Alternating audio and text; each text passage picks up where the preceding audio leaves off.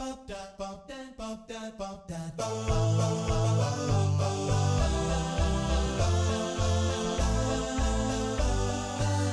Pitch by Iska Sak. Hello everyone and welcome back to Speech Pitch. I'm Pascal. I'm Spyretta Leivaditi. And Wenxi. Today we have with us a guest host, Marjolein van Os, who is actually from Netherlands and is here today to share information about the Netherlands, Rotterdam, and what to pack for Interspeech 2025.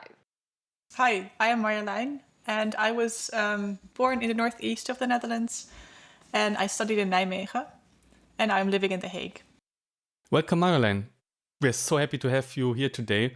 And it's particularly valuable since, as you know, Interspeech is hosted at Rotterdam in the Netherlands. So we actually have some native expert with us. And I think you can do a very good job to help our audience to decide how to prepare both mentally and physically and get ready for Interspeech 2025. Yes, I'm very happy to be here. And today I will share some fun facts about the Netherlands and Rotterdam, how you can travel from the airport to the conference venue, the weather in Rotterdam in August, what to pack, some fun facts about the food culture and fun activities, and survival Dutch. Wonderful.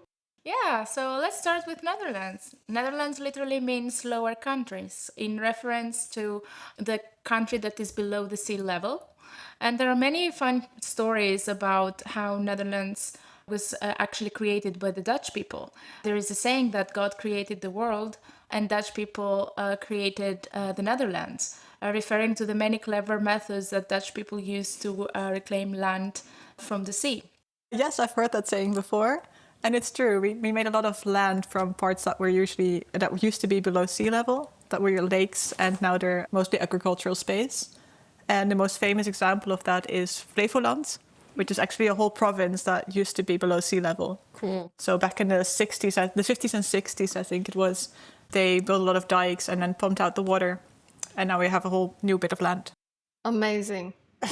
I also heard about it actually when I was studying in the Netherlands. And also another fun fact about Netherlands is orange color. It's very famous, right? It's kind of like a color for the Netherlands.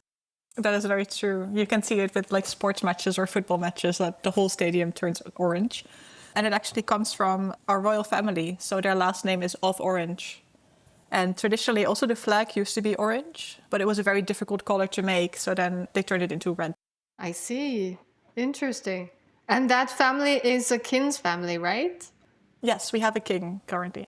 Yeah, cool. Actually, guys, did you know that we have orange carrots because of Dutch people? Another fun fact that I heard. Really? Yep. Originally, the carrots used to be white or something like that. I think they were purple or something. Oh, really? Yeah. Okay. I think the Dutch farmers, they cultivated an orange color and that spread around the world. I'm not sure it's actually true though, but it is a fun story. So coming to the country, the Netherlands itself, and maybe like approaching a bit the city of interest for Interspeech 2025, we have Rotterdam. To come more a bit on Rotterdam itself and also on many regional names around there, I think. So if you're moving around in New York, I think you know already like many anglicized regional names there, since New York was once New Amsterdam, as I know. And do you know more about the past and maybe also in particular how it relates to Rotterdam itself? Yeah, so New York used to be a Dutch colony. And that's why some of the words of the neighborhoods are still Dutch.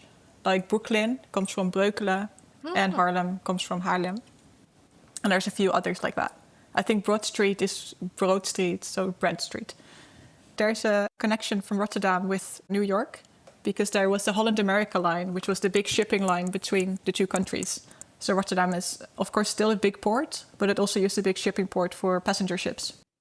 Actually, Rotterdam was considered the playground of architects. Why do these architects like to be creative specifically in Rotterdam, Marjolein? Well, so Rotterdam was actually destroyed in the Second World War. It was bombed. And when they started rebuilding the city, they decided not to go back to the way the old city looked, but they kind of had all these architects make these new designs. So there's a lot of new architecture in Rotterdam, which also makes it a very different vibe from other cities in the Netherlands. Indeed. Nice, yeah. Thanks for steering us into the port of Rotterdam already. I think that's a good starting point. I mean, you cannot deny there are quite some dark chapters in history, colonization on one hand, of course, Second World War. Yeah. But I think we can move away from all that fun a bit and coming to the, as Spyretta already said, the present times with this very crazy and interesting architecture, or these experiments that were done. In general, I think we can say and cite Wikipedia, as people with good fact-checking usually do, that Rotterdam is the second largest city actually in the Netherlands, only after Amsterdam, the capital of the Netherlands, of course. And it's located in the province of Holland. Let's hear, what else is there to know about present Rotterdam, I guess, Marjolein? The very basic stuff that we researched, but I guess there is way more to tell about the intricacies. For example, do you have any viewpoints in mind? Yeah, so like we said, there's a lot of architecture in Rotterdam, and it also has a very famous skyline. And a few of these points are a bridge across the river, which is called the Erasmus Bridge, and it's also called the Zwaan, because it's very graceful and it looks like a swan. You have the Euromast, which is like a large radio tower, and it has a lot of just very tall buildings and skyscrapers. And in fact, it used to have the first skyscraper in the Netherlands, or in Europe, the tallest office building in Europe. And it's still there. And of course, now it's much smaller than all the other buildings around it.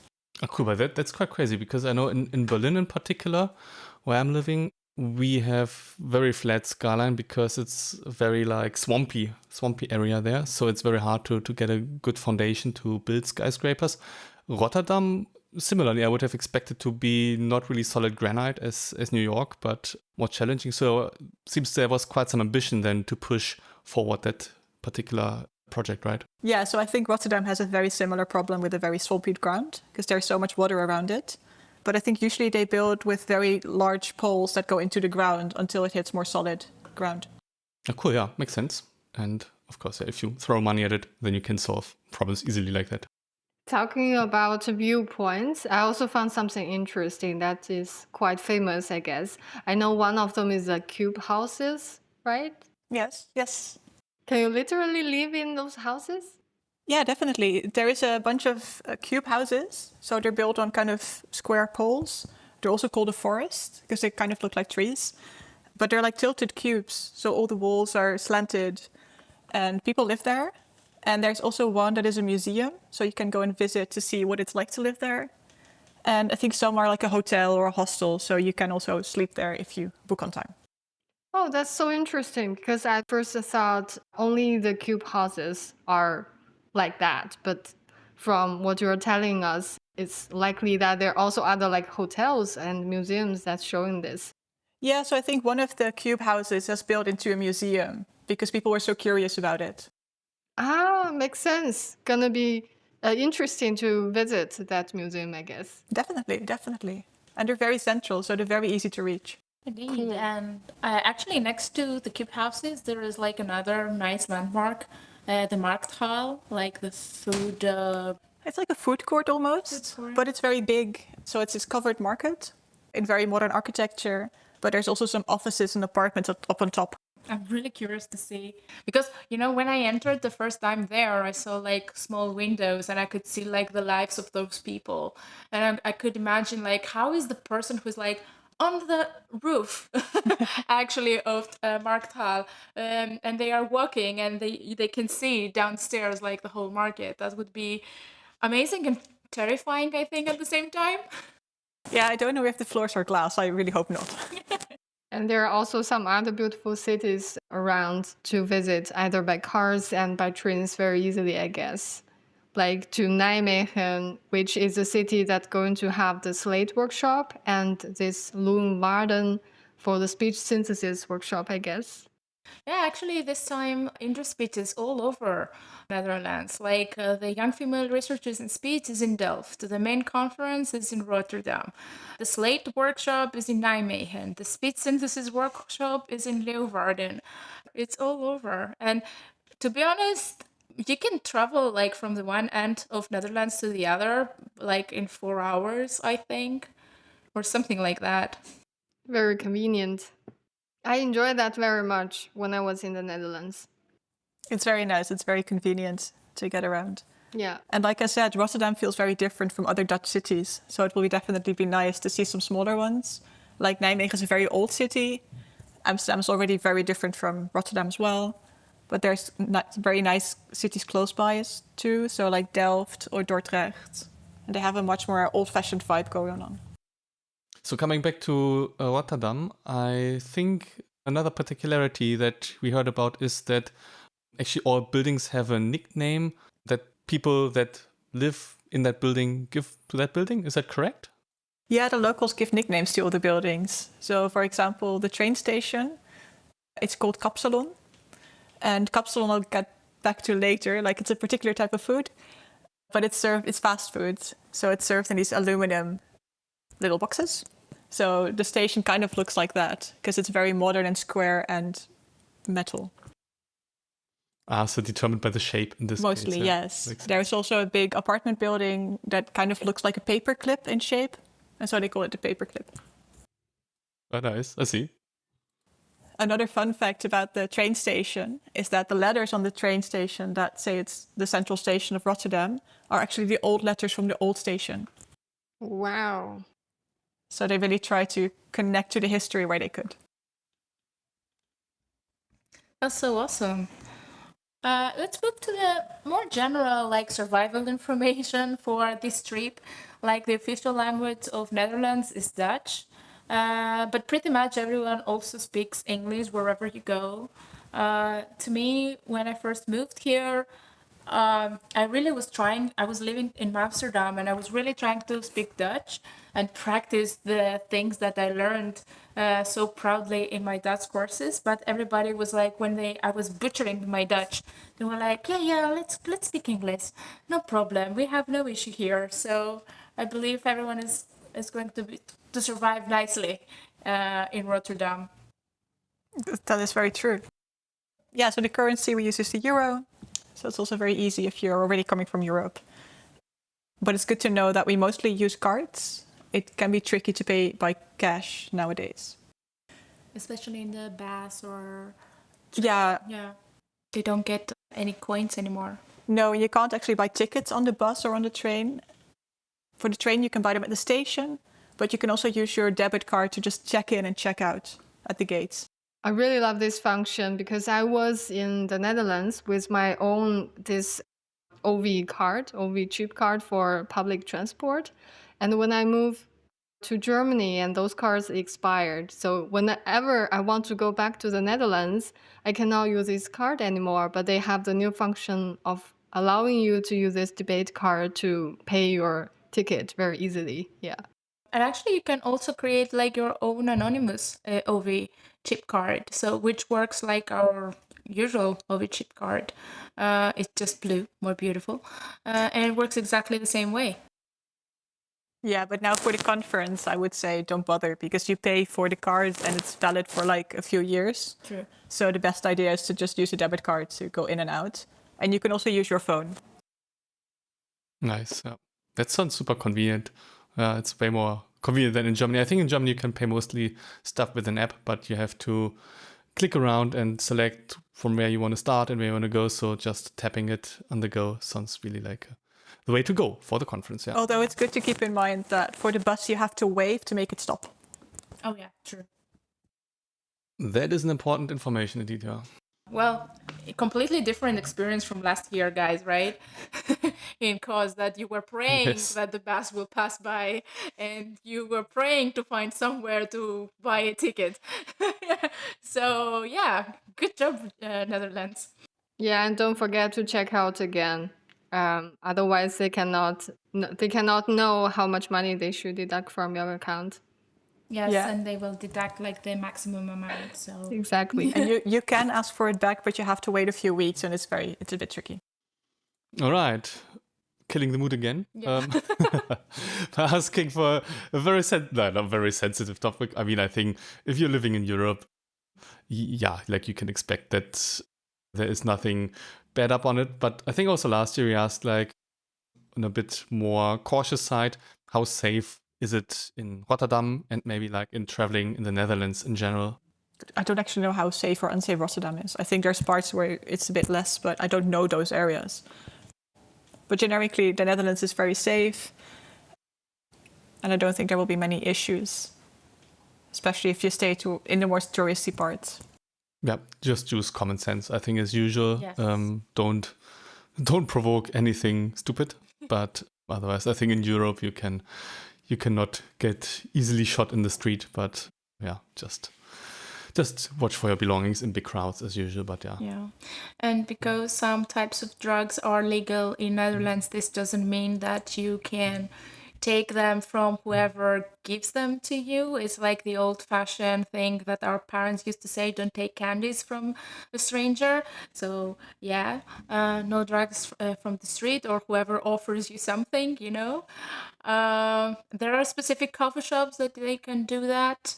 Like they can not do that. They can give you what you want in a good and legal way. Yeah, so but be careful. So the shops where you can buy weed are called coffee shops. That's not the places where you go for coffee. Important information, guys. Yes. Yeah. Of course, we also, most probably all people know or have heard about the red light district. Actually, in most of the cities cities I have visited, there is always like kind of red light district, not as big as Amsterdam one. But please be respectful and don't take photos. That's always forbidden in those areas. Be aware always for your belongings, especially if you travel travel by train from other countries, because there are a lot of, let's say, criminals who just come and take your suitcase under your nose, as we say in Greek. Yeah, it's a good one. I think especially when you transition between countries, that's a thing. But yeah, I mean, just be mindful, but you don't have to be super paranoid, but just, yeah, Common sense. be aware of these things. So I also said I would talk about the weather. And at the end of August, it's still summer, which in the Netherlands doesn't say a lot. So it can either be 30 degrees or more, or 20 degrees and rain. So check the weather forecast before you leave, and then be prepared for anything. Yeah. Yeah, and depending on how long you stay, the weather forecast gets a bit unstable after a few days. So be prepared for everything. Anyways, so Exactly. bring something that protects you against rain. Bring something like in the evening it gets cold or might get cold if it's a rainy day. So And it also tends to be quite windy here. So that's something to keep in mind very too. good point. So at least make sure they have one jacket, like more like an autumn or spring jacket is good choice, and maybe like a cardigan, like for something a little bit warmer. It depends on how sensitive you are to cold or wind. You could have an umbrella as well, but when it's windy, probably, I guess, a more practical solution is have a raincoat or run into a building near you. Yeah, true. That's always a way out. And yeah, I guess the conference will be anyways sheltered and in a like enclosed venue. But yeah, you have to get there somewhere. Just see how that works out. And also another thing that's quite similar to Germany, I think, is that air conditioning might not be a given. So if it gets very hot in the summer and you're still looking for hotels, that might be a factor to consider. So at least in Germany, you always have to be a bit careful and see that, yeah, you might get at least some fan in the room or some air conditioner even now. That's a very good point, I think, because it's very common in China, where I came from, that using air conditioner in summer, because the weather's these years are getting crazy, over 40s and sometimes somewhere 50s. So, but it's not a tradition in Europe, I guess. No, definitely not, because I remember when I was a kid, a hot summer would be like 25 degrees. So you definitely don't need air conditioning. Oh my God. Okay. And after, all this, like pack an umbrella, pack a jacket. Let's talk about some more practical and interspeech related packing. Don't forget to pack your poster and USB stick with your presentation. Have a backup. Depending on what you're presenting, if it is a poster or an oral presentation. Don't forget your laptop charging adapters. socket adapters. Maybe here Pascal can give more information, who is very knowledgeable. Yeah, I mean it's what we use in Germany. I think it's same as last year. Just I think the official term is Type C and Type F plugs. I think Type F plugs have no grounding, and Type C plugs has this funny grounding stuff on the side. Just Google it if you come from somewhere outside Europe. Look at your socket and your plug at home, and then check if that matches. Yeah, but especially if you're coming from overseas, ensure that you can charge your laptop basically, and Type C and Type F are the things to look for. Yep. You see, you never fail me on this question. So far, there was not a real challenge. Wait till we'll go to Switzerland. That is going to be interesting. Let's see. But yeah, Germany, Netherlands, Greece, all the same, yeah. And of course, don't forget your first aid kit with some paracetamol, antihistamine pills, activated carbon. No, that's a good point, I think. Now, in the Netherlands, painkillers and other over-the-counter medicine can be bought in normal supermarkets, so they're very easy to find, as well as in drugstores and pharmacies.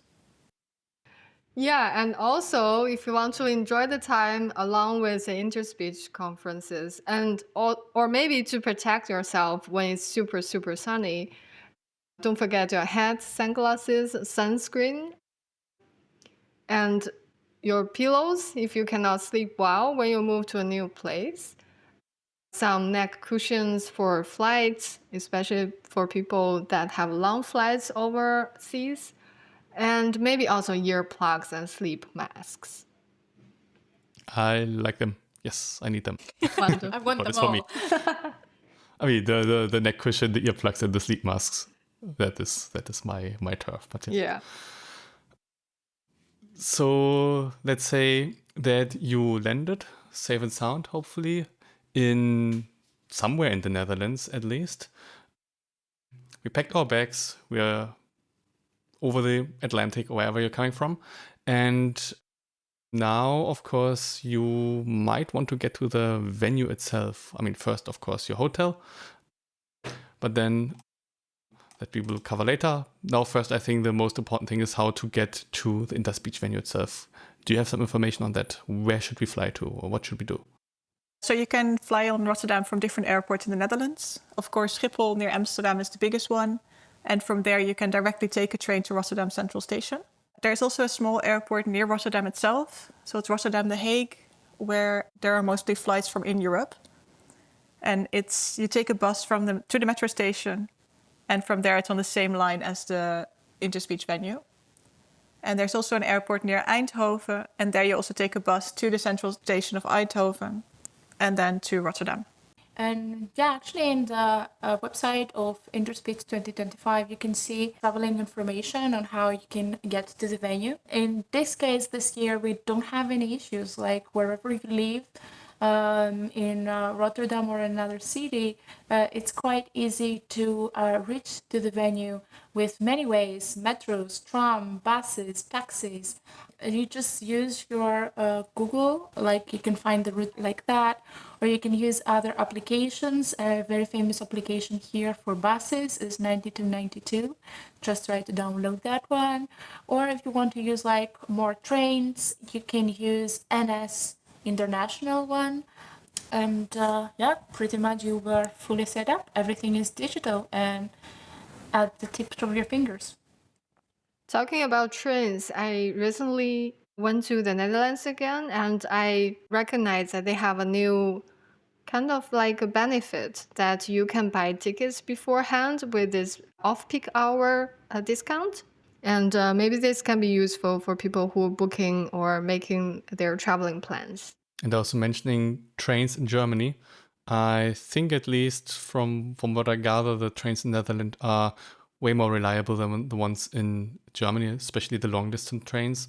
So in Germany, people usually think it's all good and very precise and on time. That may hold true for Switzerland still, but definitely not for Germany. It's a mess, like everything is delayed and you get cancellations and stuff. Or what would you say is the situation in the Netherlands? Especially this year, they have many constructions on the railways, right? Yeah, so in the Netherlands, the trains tend to be more punctual than Germany, definitely. Although we still like to complain about the trains here when they don't run on time. I also found that there's usually more options. So usually there's like 4 trains an hour or even more. So you don't have to wait as long for the next one. Cool, nice, yeah. And many times, like when there is a cancellation or something is happening, there's always like something organized by the train company, like buses and stuff that they can take you from place A to place B. And there are always people like on the street there to help you out to do what you need to do. Well, most of the times. I see Marjolein like moving her head, but like I had a good experience in country with the Greek railways. So I think it should be okay in the Netherlands, and but keep your eyes open whenever you traveling, right? Yeah, and keep an eye out on the apps as well. So the 9292 or even the Dutch train app, NS, it will also give you all the updates. So now we landed successfully at one of the many airports. We hopefully took the train if we had to from some other airport there. And now, of course, you need some place to stay for the time of the conference. How is the situation with the hotels there in Rotterdam itself? Do you think it is feasible to find some cheap accommodation? I could imagine it would be actually maybe an option to stay in a city nearby and to commute to the conference, maybe like only take half an hour to get there. Did you have any experiences on which places might be recommendable to get hotels at? That's a good question. So I think Rotterdam might be quite expensive because in general, the Netherlands is quite expensive. But you can try other cities nearby, like Dordrecht or Gouda or even The Hague. There's also a direct train connection with The Hague, so that doesn't take super long either. Nice, yeah. And then I guess also as last year for the hotels, it is a good thing to check the reimbursement policy, especially from your university to see what you get paid for actually, and not to overstep that budget would be a pity, of course. Yeah, like you can also consider booking as a group. Maybe there are discounts there if you are booking with more people. And I think also as with Greece last year, it could be a consideration to try to find directly the hotel's website. So there are many like search engines where you can just search for any hotel, Google and others. But it could potentially save some money for some hotels if you go directly through them and not through some search engine. But yeah, get an overview, see which prices are commonly charged, and sometimes you also get quite a good cancellation policy in case you have to cancel on short notice. In Europe, at least, you get options where you can cancel like even a few days before the travel itself. Keep an eye out for that, I would say. cool. And I think now, since we arrived in Netherlands, we arrived in our accommodation. Well, what's the next need? We need to eat. It's my favorite topic, guys. Let's talk about food. Oh, yes. Yay! Finally. So everyone, like, now it's too late, but in the beginning we should have mentioned, like, just skip ahead to this chapter mark and have a Yeah. Now comes indeed the fun part. So what do you recommend? What do you recommend to eat in the Netherlands? Yeah, I love how excited you are because traditional Dutch food is pretty boring. So it's usually... Oh. Well, I have something to make up for that. But traditional Dutch food is just boiled potatoes, boiled vegetables, and some meat. Yeah, same in Germany. It's pretty similar. Like, last year we were getting very excited about Greece and like that cuisine there. But Germany and Netherlands, it's a cliche, but there is something to it, I guess. Yes, but then I have some good news for you. Well, bad news and good news. The bad news is that we don't really have restaurants where they serve traditionally Dutch food, but we do have a lot of other good restaurants. Usually you can find pancake restaurants, which are very Dutch. Mm-hmm. And there's also a lot of good Indonesian restaurants. Yes. I love those pancakes. I recommend everybody to try them. Yeah. They have salty ones and the sweet ones. I love both of them, very different. Yeah, and to be honest, okay, I know why Marjolein says it's kind of boring, but well, the stampot ones, as they're named, that they have can be like a meatball or sausage with mashed potatoes with different stew flavor or different vegetables inside. They're quite like heavy and nice, and your belly feels like it's such comfort food. Yeah. I think I have seen some places that they have like really Dutch recipes in. They're like, I know for sure one in Amsterdam, not in Rotterdam, unfortunately. But yes, it's true. They are not out there because whoever is Dutch, they eat those things at home. They don't have to go out to eat like homemade mama stew style mashed potato with some meatballs. Yeah, exactly. Like we don't want to pay for the food that we eat at home. So we have a lot of restaurants, a lot of good restaurants, but they're always from different cuisines. Yeah. I think those food Spyretta mentioned are quite good in winter, but maybe also good for rainy, cold days, if we're gonna having those. Otherwise, I also like Dutch sandwiches, to be honest. They're, I see Marjolein confusing. Maybe I can say it a little bit more from a foreigner, like I'm not a Dutch person point of view.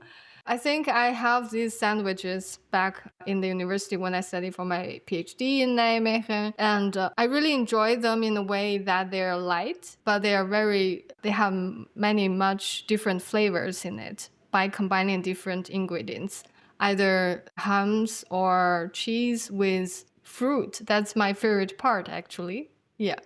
That was my first like wow sandwich here was like a brie sandwich with apple inside and honey.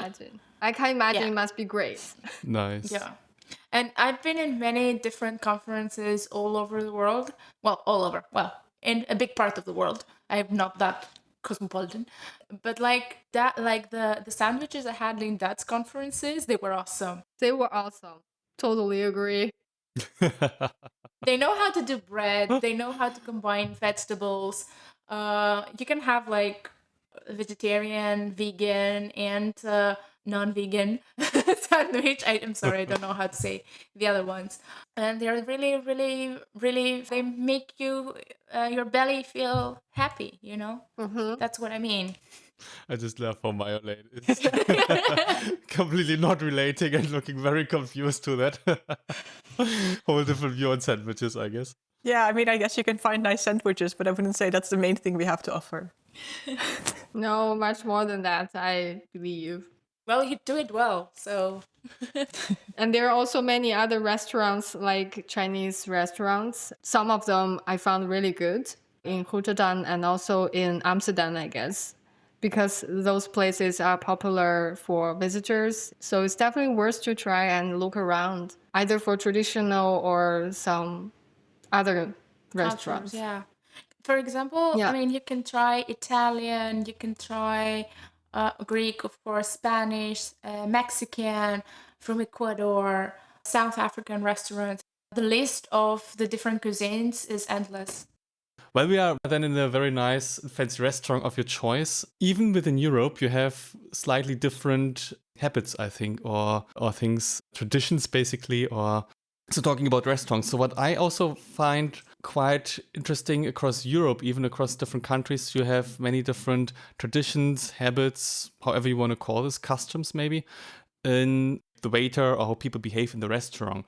One big thing in Germany, for example, is that you do not get any tap water served. So you always have to pay for beverages, even for plain water, which is very confusing if you're coming from the US in particular, where is a given, like you just ask for tap water and you get it and you save money, hey. But how is that particular point in the Netherlands, for example? Yeah, it's very similar to in Germany. So they don't like to serve tap water. They want you to pay for the drinks. But wait. If you ask for water, they will bring you a bottle. But if you ask for tap water, they're obliged to bring you tap water. So you don't pay that. Same in Germany, I think, yeah. There is this option. It's a little bit frowned upon from the Dutch people, but you can always do it. Up to you to consider. So in Germany, I would be very cautious in doing that and you can make the habit in drinking stuff beforehand. There's usually a lot of water tap points where you can fill your water bottle and you can also drink the tap water. It's totally safe to drink. It's very clean. Yeah. So it's not a problem to find water. In the restaurant, you have to pay for it. Yeah. And there's another difference for restaurants compared to Germany, at least that I know. In Germany, they're very happy to split the bill into everyone paying for themselves. They don't like that so much here. Here, they just want you to pay for the whole table and then figure it out for yourselves. That's also good to know. Yeah, this may be relevant for reimburse the cost for food and drinks later on. But again, I mean, from my experience, you can always ask to split the bill and when you are paying. Like, they can do it. I mean, Spyretta is not making any friends in the restaurant in the Netherlands so far by the sounds of it. Yeah, it depends. I think it depends on how ignorant you can be against the waiters. So in Germany, you can do these things all for sure. Okay, But okay. Let me rephrase it. There are many times that the waiters were actually asking us if we want to split when we were about to pay. So I see that. Maybe in my hometown, guys. I don't know. Don't look at me like that. no, that would be legit. If they ask you to do that, then there should not be an issue for sure. Yeah, like they're quite direct usually. Plus, I am Dutchified, okay? So when I go out with my friends, we like one of us pays, and then the other one sends. We have like this app called Tiki, and then our friends just send us a request with the exact amount of money that I need to pay to her, and this is how we do it. So I am completely Dutchified, but I have seen that, and this culture of not splitting the bill has a little bit changed. I'm just saying. We leave it at no. Go there and be experimental. I guess be aware that somewhere it might not be an issue. Somewhere it might. I mean, there will never be an actual issue. Especially when you are like like a visitor, a tourist, or an expat. I believe that Dutch people and Dutch customer service is quite friendly. So okay, there might be some people that they will be a little bit more, let's say, strict on the way they work these things out. But in general, me living here almost 10 years, I never had this type of issues. Okay, moving on maybe then to other habits that might be there. One other thing is the times at which you usually eat. Is there some particularities on that? Yeah, I think the Dutch eat dinner quite early. So from 6-ish would not be super weird. And I think in a restaurant you would usually go a little bit later. But still keep in mind that the kitchens close early as well, compared to some other countries. So to when would you usually get food? I think, it differs, but maybe at 9 the kitchen might close. It depends on the restaurant. Okay, yeah, that's something to really take care for then. And do you usually pay tips if you are at the restaurant for the waiters? A little bit. So you don't usually tip a lot, but you round up a bit to the next round number. Okay, so in Germany you would pay 10%, but it's not that much, you're saying. It's nice, but there's not a fixed amount you have to pay. Yeah, also in Germany it's not fixed. That's just like regular custom, but then it's not that, I don't know, strict in the sense anyways. Yeah. No, usually I would do like 1 or 2 euros maybe per person. Okay.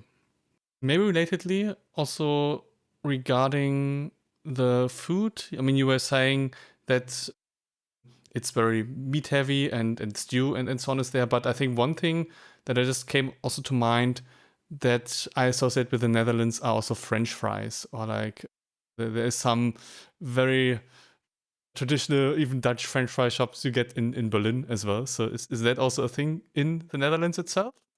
Yeah, we're very back on like snack bars where they have all fried foods, so fries, but also fried snacks. There's lots of different kinds, both with meat and vegetarian. And there's one famous place, or they have it in multiple places now, but where you can get the food kind of from the wall. So it's a big vending machine in the snack bar, and they will just put the stuff in there, and you have a little window where you can take it out again. Fun. Yeah, that's not the fancy stuff that you should do in a restaurant, but probably like just for fun. For a quick Try it snack, out. yeah. And it is very traditional, Nice. so I would recommend it. And don't forget like the fish culture, because you have such like fish that they're not actually cooked, but they are cooked maybe in the salt or something. Can you elaborate a little bit more about herring? I think Yeah, is the it's name. the raw herring. Yeah, it's the raw herring. That's very traditional. You eat it with raw onions as well. I don't particularly like it myself, but you can get lots of fish. So there's food trucks with fish, and they also have fried fish. Those are very good with fries and fried fish. Yeah, fish, ale, yeah, kibblings. Yeah, that's usually the advantage if you're close to the sea. I mean, in Germany, in the northern part of Germany, you also get very nice amounts of fish, very good quality fish. In Berlin, unfortunately, not so much. So while you're in Netherlands, Rotterdam is a port city. I think that's something to take advantage of for sure. Yeah, I think there are also something that you can eat, but you can also take with you as a souvenirs, like some Dutch candies, right? And of course, we shouldn't forget the Dutch desserts and the most traditional candies, maybe. We have a lot of different pasties and cookies and things like that, which are very nice. So you can find them at bakeries, but also at supermarkets. There is like really big cream puffs covered in chocolate, or there is other cream pastries with a pink glazing on top, which is also very nice. Can you give us also the names? Yeah, the first one is called a bossenbol, because it's originally from the city of Den Bosch. And the second one is called a tompoes. Oh yeah, I remember also speculoos, which is like gingerbread cookie. Yeah, it's like a gingerbread cookie. It's usually associated with Sinterklaas or winter, especially in Germany as well. But we do eat them whole year round. Yeah. So you can find them everywhere. Ah, well, really? Okay, Yeah. I was thinking like in Germany you would get Spekulatius, as it's called there.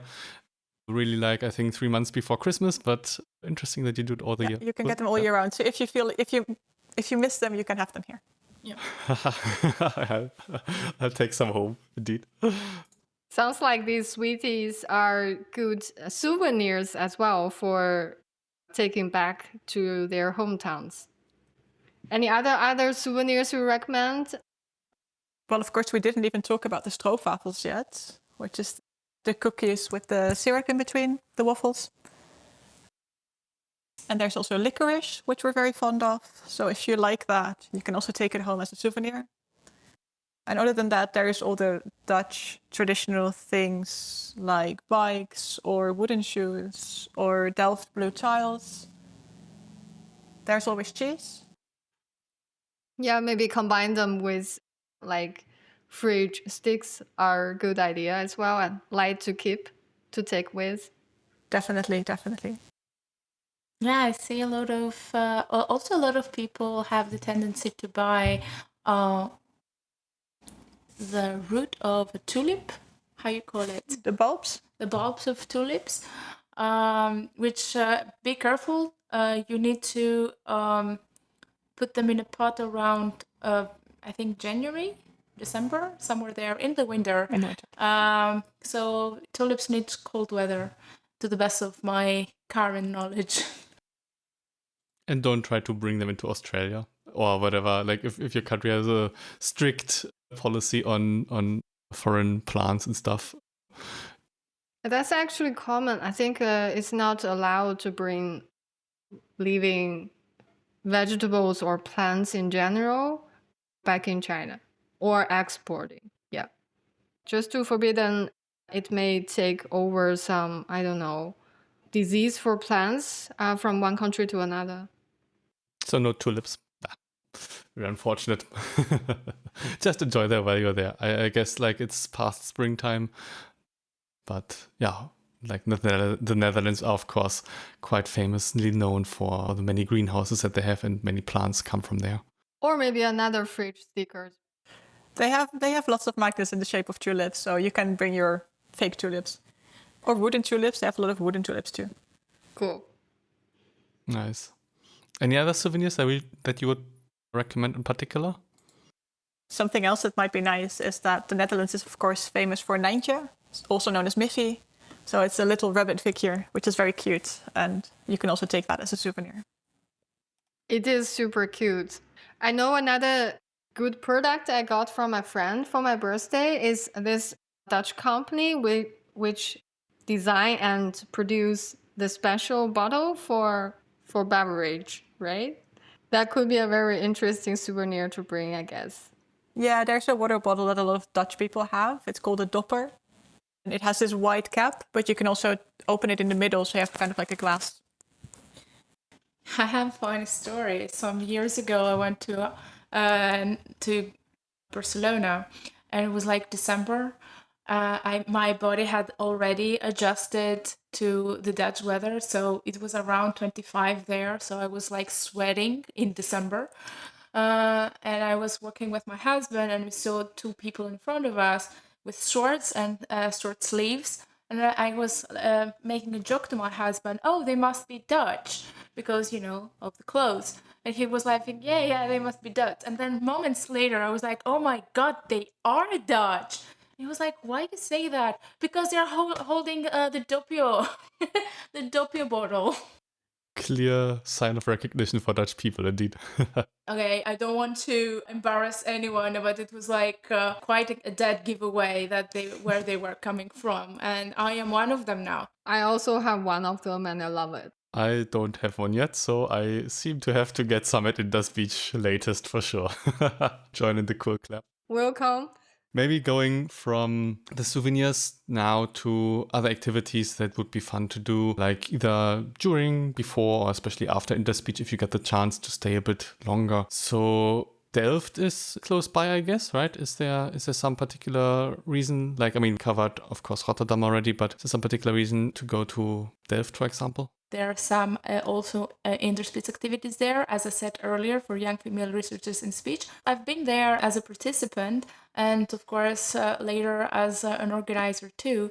So it's going to be like a really interesting workshop for young female researchers where they can show off their work and they can talk with different mentors. They can have really interesting panel discussions, interspeech related things. Delft is a very cute small town. It looks very old, still has a lot of old buildings left. There's a very big church. And I think also some famous Dutch painters used to live there. So there's, for example, a museum on Johannes Vermeer, which is one of the famous ones. Yeah, and Delft is also very famous for its Delft blue tiles. So it's like this ceramic work that's blue and white. It's based on the Chinese art, but it's very famous in Delft. Maybe next city that somebody could travel to is Gouda, which is like the exact same name of the cheese, Gouda, that everyone in the world mispronounces as Gouda. Yeah, so it's Gouda. It's also a very old town, also very beautiful. They have several museums, I think, on the cheese. But something else that they do is a different kind of stroopwafel. So it's a bit more bitter and a bit more crispy. So it's very nice as well. And just a very lovely town to walk through.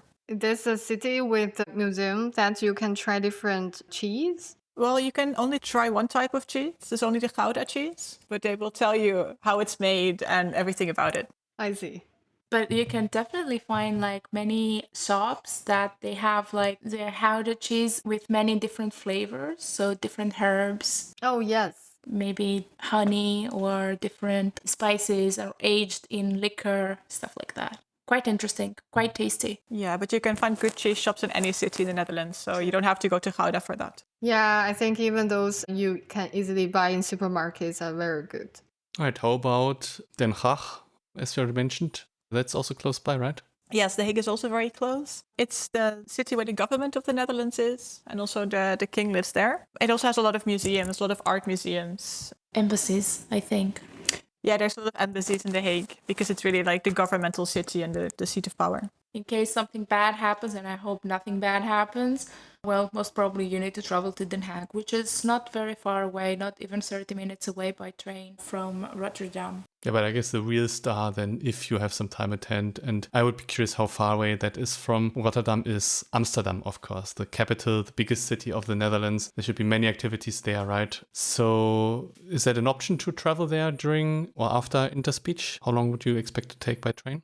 Yeah, that's definitely an option. So you can definitely do it in a day trip to visit Amsterdam. By train, it's just over an hour. And sometimes you might have to change. But so it's between an hour and a half. Yes. And actually, if you take the train from Amsterdam to Rotterdam, there are two types of trains. It can take from 45 minutes to almost an hour. But don't forget that when you check in to get into the platform, there is a second check-in for the direct train, which is €1 extra. Don't forget that if you take the direct train. Yeah. Otherwise, if you take the other train, which is the non-direct and makes more stops, then you don't have to pay any extra things, but it's an hour and a half. Or you can change. You have to change once and it's a bit shorter. But I would say just look it up in the app and see which is the easiest way for you.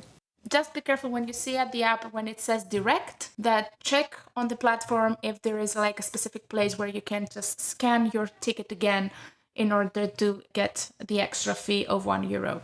It is the same for any other trains from Rotterdam to other cities, or it's only between Rotterdam and Amsterdam? It's only between Rotterdam and Amsterdam because that's the train that runs into Belgium or to France. And so they stop in Amsterdam or Rotterdam. And for that bit, because it's a high-speed track, they charge a bit more. I understand. Yeah, good to know this practical information. If you have because sometimes you can buy your ticket directly from one of the machines, and if you choose there that you want to take the direct train, so you already pay it, so then when you go into the platform, you don't have to scan it, you just have the ticket. But if you don't pay it, then somehow you have to pay, so you will get in trouble. It sounds like if you can get quite fast to Amsterdam, if you're careful with the express or the fast train, of course. If you're in Amsterdam, just give please a brief overview, like what are the things that are must do there if you make this trip? Well, there's of course a lot of big museums in Amsterdam, like the Anne Frank Museum or the Van Gogh Museum or the Rijksmuseum. There's also a science museum called Nemo. But I think for most of these, you would have to book tickets in advance. So that's really something you should plan ahead of time. And otherwise, you can also just see Amsterdam. You can just walk around the canals and enjoy the city. And Leiden is also another city not far from, and it has this windmill, the icons for the Netherlands, right? Yeah, in Leiden there's a big windmill that you can visit. It's a museum, but there's also many other museums that are windmills, or windmills that are museums. So you don't have to go to Leiden for that one. But Leiden is also very pretty, also has canals, very old. And it also has other big museums, like an ancient history museum or a natural history museum. And it's probably also quite close by, right? Yeah, it's just above The Hague. It's very close. And there's also Haarlem, speaking of windmills, right? Yes, but I don't think I should be the one to talk about Haarlem. Yeah, well, yes, Haarlem is my hometown right now. There is a really beautiful windmill and one of the oldest museums in Netherlands, which is called Tyler's Museum. Do I pronounce it correctly? Yes. And I think maybe it's a good excuse to start talking about a little bit more why you have so many windmills in Netherlands. Well, why we have so many windmills is traditionally they were used for grounding flour, for example. But also a lot of the windmills are to pump the water out of those low-lying areas that we talked about in the beginning. And actually, I think quite near Rotterdam, there is the famous site of Kinderdijk, where they have all the windmills that you see on all the pictures. So I think that would also definitely be day trip from Rotterdam, or not even like a half day trip. Let's move to the third happiest city in the world, which is Utrecht. Or Utrecht. I'm sorry, I don't know how to pronounce the city, I'm sorry. Utrecht, it's quite a relatively big city. It also has canals, but unlike Amsterdam, it has these kind of platforms next to the water. So you have some, like, restaurants have their tables next to the water. It's really nice. And if you're into Nijntje or Miffy, there's a museum there as well. So they also sell lots of souvenirs with Nijntje on it. As we are in the Netherlands, maybe we can also learn some Dutch words to survive a bit, or just to be involved a little bit in a different way. What are the common words we may need for our daily living there? Sure. So if you want to say thank you, you say bedankt or dankjewel. And to say you are welcome, you can say alsjeblieft if you're handing something over, or graag gedaan if you did a favor for someone. If you're looking for a toilet, you can ask waar is het toilet? And if you want some water, it's water. Yes and no are ja en nee. Left and right, links and rechts. I know that. Yes. If you want to ask for help, you say help. It's very simple. Oh, it sounds exactly the same as in English, or at least very similar. Yes. And of course, if you're really in an emergency or you need help urgently, people will speak English as well. And you can also just call... so the emergency number is 112, like in most of Europe. And they will, I think, also speak English. Good to know. If there's a fire, it's brand. Hotel. Some things are very easy.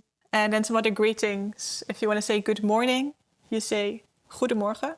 If you want to say good afternoon, it's goedemiddag. And good evening is goedenavond. And then if you're looking for a pharmacy, you can look for an apotheek. And the hospital is een ziekenhuis. Nice. Now you should be well prepared. Feel free to listen to that again. I don't hope you need all of those, just the starting ones. Indeed. Pharmacy would be a pity, of course, a hospital, but better safe than sorry. And Google Translate, of course, is also usually quite useful, or other translating services that you might choose to use. Great, I think this is it, right, guys? Yeah, it was really a pleasure. I had a lot of fun, and I'm looking very much forward to explore, or like to come up at least with some itinerary of what to see, how much time you have at hand, respectively, but what to see in the Netherlands, close to Rotterdam. So yeah, I'm excited. I'm looking forward to it. And hopefully to see many of you in Rotterdam soon. Congratulations to whoever passed and came to Rotterdam. Thank you so much, Marjolein, for joining us today. Yes, thank you for having me. Very big thank you, yeah. Indeed, we enjoyed it very much. Stay tuned for the next episode of Speech Pitch, where we might interview you on premise during Interspeech. Don't forget to subscribe wherever you're listening to your podcasts, and also follow Iska Sek on X and LinkedIn, where we share our latest news with you.